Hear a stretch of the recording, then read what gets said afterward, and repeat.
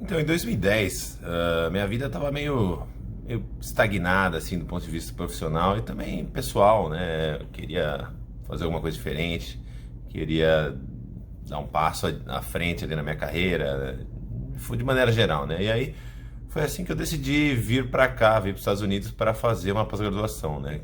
Um MBA, mais especificamente. Eu tinha pessoas da família, eu tinha amigos que tinham vindo, peguei algumas dicas com eles, me ajudaram bastante em algumas coisas. E aí eu fiz todo o processo e tal. Mas a ideia não é falar sobre o processo em si, é falar sobre as coisas boas e ruins, os perrengues, as vantagens e, enfim, se vale a pena vir estudar aqui, não vale. Acho que isso varia de pessoa para pessoa, claro, mas eu vou dar o meu ponto de vista, como sempre, sobre esse assunto. Vamos lá.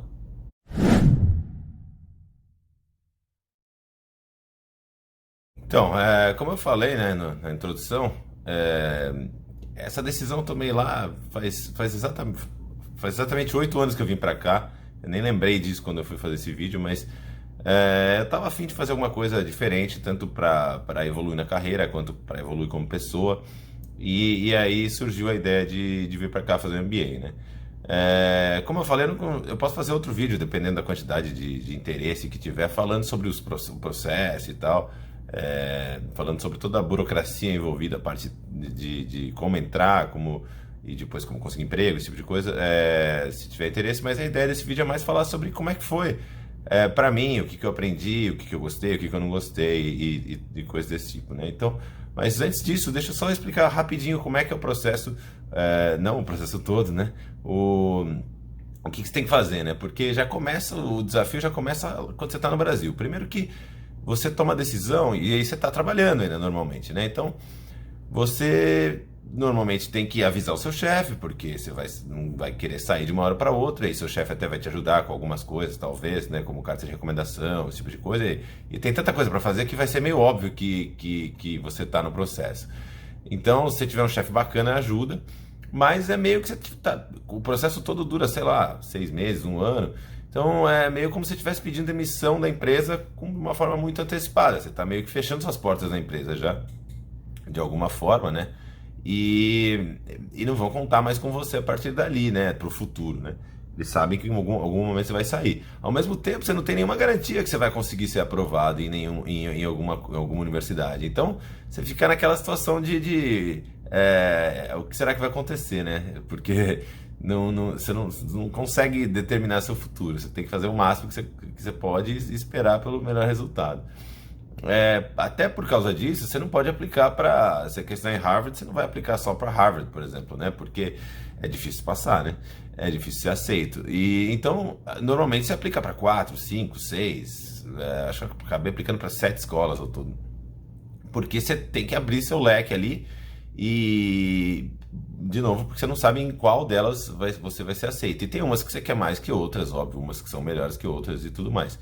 Só que isso também dá uma incerteza gigante, porque você não sabe para que cidades vai morar. Você não sabe se vai para Califórnia, para Nova York, para o norte dos Estados Unidos ou para o sul. Então fica uma sensação assim de inquietude, assim, que eu até gosto bastante, mas para muita gente incomoda. Eu gosto de não saber muito o que vai acontecer no futuro, mas muita gente se incomoda com isso, né? E aí, quando você aplica para várias escolas, eu acabei sendo selecionado em algumas, mas eu fui para a University of North Carolina, já até mencionei em outros vídeos isso aqui, que fica em Chapel Hill, em North Carolina, é uma universidade bem tradicional. Não é nenhuma Harvard, Stanford, Wharton, mas também não é. Isso é uma outra besteira também que a gente tem que aprender, os americanos, os brasileiros, porque a gente olha para os rankings, a gente só vê essas top 3, top 5, e não. E às vezes quando você muda para cá, é lógico que essas escolas são excelentes e te dão uma oportunidade maior que outras, né, as que têm mais nome. Mas não é tão simples assim. Tem escolas no meio do nada, lá no meio do Texas, sei lá, em New Orleans, tem uma escola que chama Tulane, que é um amigo meu estudou lá, e que ninguém fala no Brasil, e ela é muito boa ali naquela região, na parte de oil and gas, por exemplo, porque a região ali tem muito disso, e ninguém vai sair assim dos grandes centros para ir trabalhar lá. Então tem algumas especificidades assim de algumas particularidades que a gente não sabe quando a gente está no Brasil. A gente olha o ranking, então se não está nas 20 primeiras a gente nem considera, né? E North Carolina tá ali, oscila entre 15 e 20 por ali. Hoje em dia nem me importo muito com isso, mas na época, lógico, quando você está aplicando, uma posição de diferença faz diferença. Você já gosta mais da escola por causa disso ou não. Então eu tenho toda essa parte do perrengue inicial. Então, mas vamos lá, depois que eu vim pra cá, você vem pra cá sem nada, basicamente, né? Você não tem casa, você não tem móveis, você não tem amigos, você não tem nada. E, e aí tem alguns jeitos que você vai se virando, você vai aprendendo, cada um, lógico, eu tô falando do meu caso, cada um faz de um jeito diferente, né? Mas no meu caso, por exemplo, o apartamento que eu decidi morar. Aqui, quando você vai pegar um apartamento, ele só ia ficar disponível. Ele tem uma data que ele vai ficar disponível, né? O meu ia ficar disponível só uns 20 dias depois que eu mudasse. Se eu fosse pegar algum outro antes, eu ia ter que pagar mais. Antes eu estar morando aqui, o que não fazia sentido. Eu não tava, o meu processo todo não foi muito bem planejado. Então eu fui fazendo as coisas sem ter muita grana guardada e tal. Não foi ideal, longe de ser ideal. Fazendo na raça mesmo. E aí quando você chega aqui, eu tinha que ter um lugar para morar, e aí já tinha um grupo do pessoal que tinha sido aprovado, e a solução que eu arrumei foi morar com dois indianos por 20 dias, é, pagando menos, claro, né? E aí quando ficasse pronto as coisas, eu mudava para um novo apartamento. E aí já tive o primeiro choque ali, né? Porque eu fui falar com os indianos quando eu cheguei lá, eu lembro exatamente da cena, e eu não entendia nada que eles falavam, né? Porque indiano tem um sotaque bem carregado, bem pesado. E a primeira coisa que eu pensei foi, porra, o que eu tô fazendo aqui, né? Não vou conseguir acompanhar as aulas, não vou conseguir conversar com ninguém, meu inglês não é bom o suficiente. Você faz as provas de inglês, você faz TOEFL, você faz de MET, mas é diferente de como uma conversa, né, de verdade na frente da pessoa. Então, já tive essa sensação ruim. Depois eu fui saber que, assim, para mim, sei lá quantos alunos tem, 300 alunos na minha turma. Desses 300 alunos, eu fui morar justamente com o que tinha que sotaque mais difícil de entender. Nem os americanos entendiam ele, mas eu não sabia disso, então já deu um susto inicial, né? Mal sabia que depois eu ia acabar trabalhando com um monte de indiano em Haiti. Mas e aí meu apartamento lá foi liberado. E aí, imóveis, né? O que você vai fazer? Então eu já tinha conversado com uma brasileira que tinha estudado lá na mesma escola, que tinha morado no mesmo condomínio. E ela tinha deixado, ela e o namorado na época, tinham deixado os móveis dele numa garagem lá, porque não venderam, não fizeram nada com os móveis. E eu comprei tudo, eles fizeram um saldão lá, eu comprei todos os móveis por US$ 1.000, que mobiliou quase a casa, então um apartamento de um quarto, né, pequeno, mas mobiliou quase tudo. E, puta, foi sensacional, porque os móveis eram de boa qualidade, era tudo muito legal, tem coisa até que eu tenho até hoje aqui, bem pouca, mas ainda tenho. Então, os móveis estavam lá e estavam muito empoeirados, né? Não estavam propriamente sujos, né? Mas estava assim, tinha aranha, porque aquela região ali faz muito calor, faz muito. É, é bem wild, assim, né? Não me veio a palavra em português, é bem. Não é muito. Não é cidade igual a gente está acostumado no Brasil. Então você via alguns animais assim no condomínio, assim, que é engraçado até, é assunto para outro vídeo também, mas você tem mais vida selvagem aqui nos Estados Unidos do que no Brasil, apesar do Brasil hoje ter toda essa fama assim principalmente por causa da floresta amazônica, Pantanal e tal. Mas aqui você vê isso muito mais porque as cidades não são tão urbanizadas, assim, não são tão verticalizadas, então você acaba vendo mais animais. Então tinha aranha, tinha várias coisas que eu tive que ir lá, fui matando e fui tirando pó e tirando as coisas de dentro, um calor infernal, e eu sozinho ainda, levando tudo para cima pro apartamento, era escada, eram uns predinhos assim, bem típico de estudante mesmo, que só tem 3 andares, né? Ainda morava acho que no segundo, no primeiro, assim, mas tinha 2 lances de escada, e aí subi com tudo lá, tinha um amigo para ajudar. Mas foi uns perrengues. Mas como eu falei, eu gosto desse tipo de coisa, eu gosto dessas aventuras, assim. Mas tem gente que não gosta, né? Eu conheço gente, até outras pessoas que estudaram comigo, que já fizeram tudo diferente, já compraram e já, sei lá, pagou alguém para montar. Depende também do quanto você tem de grana para fazer isso, né? Eu não tinha muitas opções também, mas eu também gosto de fazer essas coisas mais na raça. E aí, todo o resto de mudar para um país novo. Tudo é difícil. Abrir conta no banco é difícil, a conta telefônica, fazer a energia do seu prédio, ligar a energia lá do seu prédio. Você imagina, né? Porque no Brasil, às vezes, a gente tem dificuldade com isso. Aqui, eles pedem uma documentação que você não tem, porque você nunca morou aqui. Você vai abrir conta no banco, eles pedem o seu Social Security, sei lá, para conta acho que não precisa, mas para cartão de crédito você precisa do Credit Score, que é o seu histórico de crédito aqui, que você, óbvio, não tem. E tudo funciona de um jeito diferente, o que para os americanos é muito normal. Então, nos primeiros meses, primeiro mês principalmente, é uma quantidade de informação nova tão grande que você fica, todo dia você vai dormir exausto, assim, porque cada e-mail que você recebe da faculdade falando, você tem que fazer isso, isso, aquilo, não é nada trivial que você vai olhar e falar, pô, isso eu sei fazer. É sempre, mesmo que seja uma coisa simples, boba, às vezes depois você fala, puta, era isso, era fácil, mas a hora que você recebe, você fala, pô, não sei o que é isso, não sei como fazer, e várias regrinhas, várias coisas tem que fazer. Nesse primeiro mês, eles têm não é o curso ainda, não começou ainda, as aulas não começaram ainda, mas eles têm um negócio que chama pre-term, que é como se fosse um curso preparatório ali, que ele serve para algumas coisas, né? Ele serve para relembrar conceitos básicos que você vai usar muito de finanças, de contabilidade no curso, principalmente no MBA, e ele também serve para te ambientar ali nas aulas. Eu vou falar sobre a diferença entre as aulas depois, mas assim, as aulas te ambientar numa universidade americana, né? Como é que as coisas funcionam, horários e provas e tal. É um curso que não vale nada, mas meio que tem prova, tudo.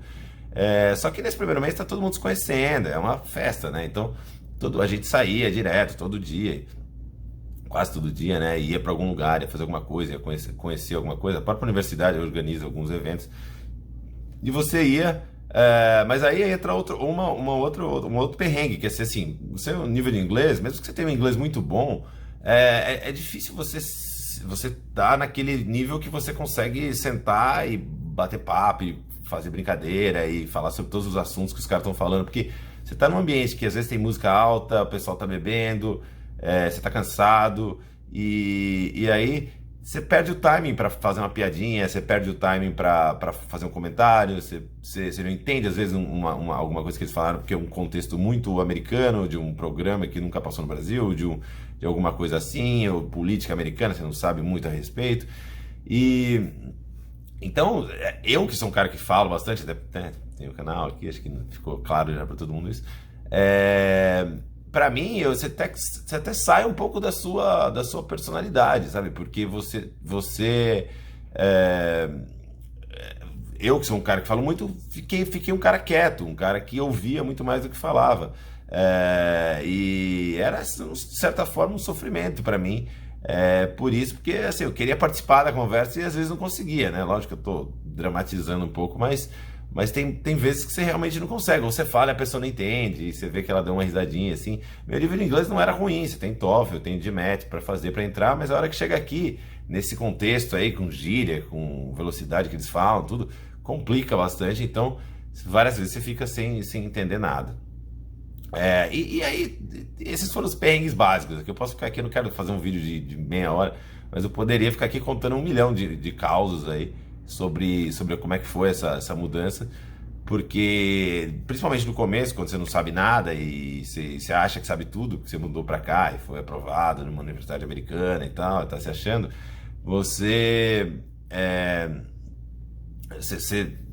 toma um choque assim logo de cara não é bem assim, né? Tem outros choques que você toma depois que eu vou comentar daqui a pouco. Outra coisa que é legal, que é bem diferente, é o tipo de aula, o tipo de aula e a forma como eles lidam com o curso, né? O tipo de aula, no Brasil a gente está acostumado a sentar, a gente muitas vezes não sabe nem o que vai ser dado naquela aula, e o professor começa a explicar o assunto do zero, e você vai lá, anota e tal, e vai tirando dúvida, e é assim que funciona mais ou menos, né? Aula expositiva, acho que é o nome. Aqui, normalmente você já sabe qual é o assunto que vai ser tratado na aula, você tem que se preparar para ele antes, você vai ter que ler os capítulos do livro, você vai ter que ler alguns estudos de caso a respeito, principalmente no MBA, que é focado nisso, né? Só para deixar claro também, eu estou dando todo esse relato falando do MBA, né? Tem os outros tipos de pós, mestrado, doutorado, eu não sei muito bem, porque eu não fiz, né? Então estou focando nesse tipo de pós-graduação. É, e aí, para aula, você tem que já chegar lá já tendo lido, não necessariamente tudo, mas boa parte do que foi falado. E aí o professor já não começa do zero, o professor já começa de um nível, lógico que ele vai explicar o assunto, mas ele começa de um nível já mais avançado ali. E isso eu acho muito legal, porque isso já rende muito mais, né? Você já chega lá com dúvidas, você já chega lá sabendo muita coisa e tal. E aí tem algumas coisas meio meio pegadinhas, assim, pegadinhas não, meio que dão um certo medo, assim, principalmente para quem não é americano e tal, que é o que eles chamam de cold call. Cold call é assim, o professor tá lá e ele do nada te chama e fala: o que você achou da decisão que o cara tomou naquele estudo de caso tal? Você achou que foi boa ou ruim? Se você não leu aquilo, e você não faz ideia do que o cara tá falando, né? Então você vai passar uma vergonha danada lá, porque parece besteira, às vezes pode falar, puta, não li, mas se você falar isso, vai pegar mal, principalmente no começo do curso, onde todo mundo tá levando muito a sério e tal. Pro final isso já é mais perdoável, mas no começo do curso isso pega mal porque tá todo mundo na mesma vibe, ali, todo mundo pilhado pra aprender, pra fazer as coisas. E não. Então vai ficar ruim. Se você tentar responder, acho que vai ficar pior ainda, porque pode falar uma besteira lá absurda. E aí você tem que raciocinar em inglês na hora, entender o que o cara perguntou, lembrar. Mesmo que você tenha lido, é meio difícil responder. Se você não leu, é mais difícil ainda. Então isso cria um jeito de forçar os alunos, e conta ponto de participação também, o que meio que força você a ler. Se você não responder, você vai perder pontos. Outra coisa é o sistema de pontuação, porque a diferença entre a matéria é feita normalmente para você passar, eles querem que você passe, não é feita assim pegadinha para você ser reprovado, como muitas vezes acontece, principalmente eu estudei na USP, tinha alguns professores que faziam só duas provas, não te davam uma chance extra de lista de nenhuma outra atividade que contasse pontos. Então, se está num dia ruim, você não estudou para a prova, você está no trabalho, várias pessoas trabalhavam e estudavam ao mesmo tempo. É aquilo lá, e um dos motivos que eu demorei muito tempo para me formar é esse, porque a matéria que teve uma matéria que eu demorei anos e anos para passar, porque o professor era um carrasco lá que só dava essas duas matérias. Fez, para quem fez economia na USP, vai entender o que eu estou falando. Mas aqui é diferente porque tem várias coisas que vão somando e cada uma tem peso pequeno. Então, assim, tem participação na aula, tem lista de atividade toda semana, basicamente, tem uns trabalhos em grupo, tem a prova no midterm, que é a prova no meio do curso, e a prova final. Só que quando você chega na prova final, você meio que já passou, você não precisa de uma nota muito alta. Então, para você bombar no curso, você tem que ter largado, tem que ter desistido, basicamente, né? Então, se você fizer o básico, você consegue passar. Então isso é legal porque tira um pouco você acaba aprendendo mais e tira aquela pressão de você não faz nada o ano inteiro, estuda tudo na véspera da prova. Não faz muito sentido isso, né? E aí você aprende que o jeito que é estruturado o curso, assim, se você levar a sério, você vai aprender mais e você vai se aprovar. Você vai ficar com aquela neura de não vou passar. É muito difícil mesmo. O máximo que vai acontecer, onde tem várias formas, onde eu estudei, eles colocam em low pass, pass e high pass. Então, assim, os 10, 20% piores da turma ficam em low pass, os 10, 20% maiores vão em high pass e o resto é só pass. Não tem uma nota final nem nada, ele você só passou e você segue em frente. E aí isso ajuda também bastante.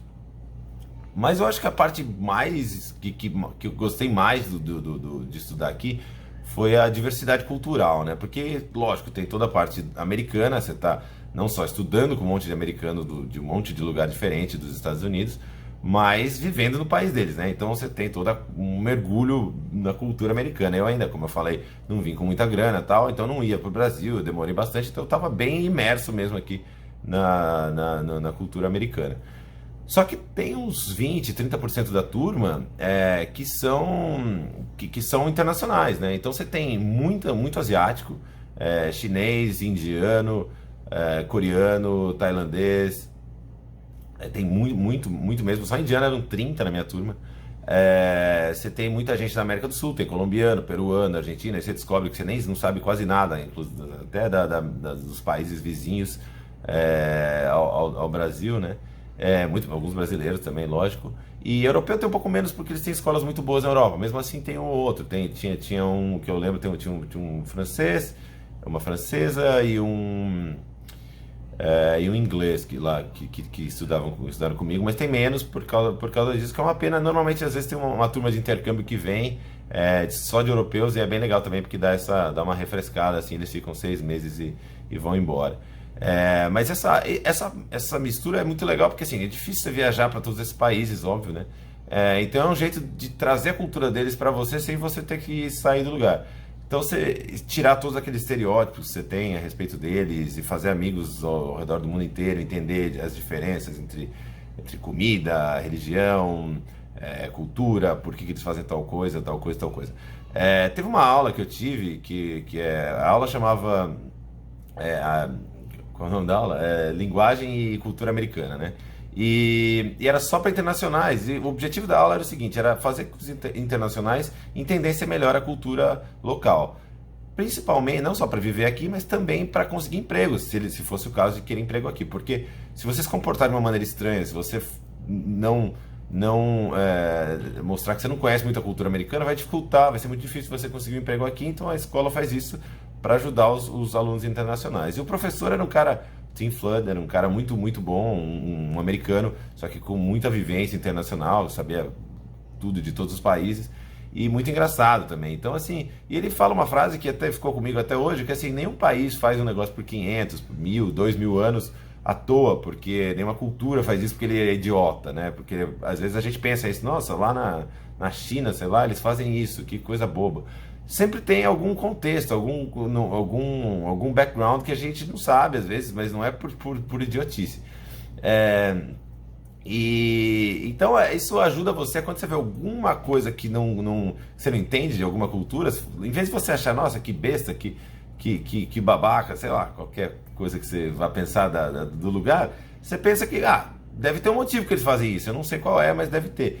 E isso te ajuda muito a tirar alguns preconceitos que você tem de ficar julgando assim, a cultura dos outros sem conhecer, né? Essa foi a parte, esse caldeirão cultural, e acho que é uma das coisas mais legais, e que às vezes os americanos não aproveitam muito, porque eles ficam naquela panela americana. Os internacionais acho que aproveitam isso mais, porque a gente já está meio que no mesmo barco, então a gente aproveita mais do que eles, esse lado assim de explorar. Os americanos, para eles é meio que mais uma etapa, eles já passaram por todo, né, todo o processo, depois high school, depois o college, então lá tá na pós-graduação, é só mais uma coisa para eles que eles querem fazer só para conseguir um emprego melhor, alguma coisa assim, mas eles não necessariamente pela cultura em si. E para finalizar, uma coisa um pouco mais prática assim, de resultados do que o MBA te proporciona, é que ele te dá um carimbo, né? Assim, o título, o diploma de MBA, te dá acesso a empregos e oportunidades que você não teria sem o MBA. O que é uma coisa que, às vezes, dependendo do ponto de vista, é até uma coisa meio boba, porque você aprende muita coisa, lógico, no curso, mas você não vira uma pessoa completamente diferente, você é a mesma pessoa. Então, eu pensava no cara que eu era 2 anos atrás, os empregos que eu estava tendo exposição durante o MBA, né, porque o recrutamento é meio que feito durante o curso, ou mesmo depois, e é outro patamar, né? E eu falava, pô, mas eu não mudei tanto assim, né? Eu sei que, lógico, os RHs da vida tem que ter alguma maneira de filtrar, e não tem muito não tem nenhuma mágica que eles possam fazer, mas é meio triste às vezes ver que só uma certificação, assim, a mais, vai te mudar tanto o patamar das oportunidades que você tem, né? Só que aí tem um outro lado também, dessas oportunidades, porque ao mesmo tempo que o MBA te abre infinitas portas aí para todas as empresas do mundo, basicamente, você tem muitas frustrações também, porque tem muita gente que vem aqui que ele quer trabalhar, sei lá, na Google, na Apple, na JP Morgan, na Goldman Sachs, na McKinsey, e essas empresas, óbvio, você está concorrendo com todos os outros MBAs, com os melhores alunos do mundo das melhores escolas americanas, dos melhores alunos das melhores escolas americanas. Então é lógico que é difícil, e é lógico que você vai tomar muito mais não do que sim, né? Até os caras mais brilhantes com quem eu estudei aqui, tomava não direto. Tem um ou outro que o cara é muito bom de entrevista e o cara meio que passa em quase tudo que aplica. E aí tem lá 6, 7 offers para escolher. Mas isso não é regra, isso é mais exceção. Então você tem que vir com um pouco de. Você faz muita entrevista, você tem que fazer. Ele te dá, apesar de te dar oportunidade, é um mundo que no começo é meio sedutor, porque assim, eu lembro que nos primeiros 2 meses, sei lá, eu vim para Nova York 2 vezes, uma vez para visitar os bancos, e aí você vai para todos os bancos mais famosos do mundo, eles te recebem super bem lá, mas não você, né? A turma toda, né? Toda a sua classe. E aí você você está no meio da turma que eles vão selecionar alguns, mas para você ser um desses selecionados é uma história completamente diferente. Então você fica meio deslumbrado ali, achando que, pô, agora todo mundo tá me querendo, e aí você vai lá, faz uma entrevista e toma um não, e aí baixa a bola um pouco ali, né, do que você fala, pô, não é tão fácil assim. Então muitas vezes você tem que se contentar, entre aspas, com um emprego que não é bem o que você queria, sua segunda, terceira, quarta opção. Às vezes até acontece de você parar no mercado que você não esperava muito, que foi mais ou menos o que aconteceu comigo, que eu vim trabalhar o que eu queria mais era consultoria. Eu acabei caindo em consultoria de tecnologia, mas em vendas, né? Que não era meu plano, mas é uma coisa que eu acabei gostando bastante de fazer. É, e que eu faço até hoje. Mas não era exatamente o que eu tinha em mente quando eu vim para cá. Mas a vida tem dessas coisas, né? Mas tem todo esse lado. Então, às vezes o cara vem, vou trabalhar na Google, na Apple, e acaba tendo que ir para uma Microsoft, que é uma empresa ótima, óbvio, mas não é a que ele queria. Então, eu vi muitas frustrações desse tipo, e às vezes as pessoas acabam perdendo a noção até, porque, pô, você fala, pô, você conseguiu uma offer, sei lá, no Bank of America, mas você não está feliz porque você queria trabalhar no Goldman Sachs. E aí, sabe, tem um pouco de tomar cuidado um pouco com a expectativa que é criada e tal. E tem toda a oportunidade também de voltar. Uma coisa que eu esqueci de falar, você tem a opção, para quem é brasileiro, de voltar para o Brasil, pelo menos na época, que a minha economia estava bem, bem melhor quando eu estava aqui. A opção de voltar para o Brasil, ou a opção de ficar aqui, se você conseguir conseguir um emprego de uma empresa que patrocina o seu visto de trabalho aqui, que é uma das únicas opções. Eu posso falar de novo depois aí sobre vistos e tal também, porque é um assunto mais detalhado, mas é uma das únicas opções para mudar para cá. Muita gente pergunta assim, fala, eu quero mudar para os Estados Unidos, não aguento mais morar no Brasil. E não tem tantas opções, infelizmente. Uma das opções é mudar pela empresa que você trabalha, que é ser transferido para cá. E você vai ser. Aí é um outro tipo de visto, né? Mas aí sua empresa tem que ter operações aqui, você tem que conseguir internamente fazer isso. E a outra é vir estudar e conseguir um emprego aqui, que também tem as suas dificuldades, porque tem limite de visto, enfim, tem outros detalhes aí. Mas, enfim, acho que era isso que eu queria falar sobre a minha experiência aqui até hoje. Óbvio que se eu moro aqui é porque eu decidi ficar aqui, que por uma infinidade de variáveis. Mas não é uma decisão fácil, você sempre fica, não é uma coisa que, não quero nunca mais voltar ao Brasil. Até acho que esse canal é até uma forma de eu ficar em contato com o Brasil, porque sempre vai ser seu país, sempre vai ser sua cultura, e não tem como você simplesmente falar, nunca mais quero morar aí. É sempre, por hoje não, mas a gente não sabe amanhã o que vai mudar, o que não vai. Bom, espero, eu tô feliz que o canal chegou a mais de 100 inscritos, que é um número bem modesto, mas para menos de um mês de canal, eu acho que é legal. Então, se você, para quem gosta aí, se você nunca pedi isso, que eu acho meio babaca para quem acabou de começar o canal, mas eu vou falar, foda-se. Se você gostou do vídeo, dá o like aí, se inscreve no canal, porque muita gente esquece de se inscrever, é importante aqui para a métrica do YouTube e tudo mais. Então, se você não está inscrito e está assistindo os vídeos aí, eu mando por alguma forma para você, se inscreve, porque não custa nada, é só clicar no botãozinho ali de assinar e ajuda bastante. Beleza?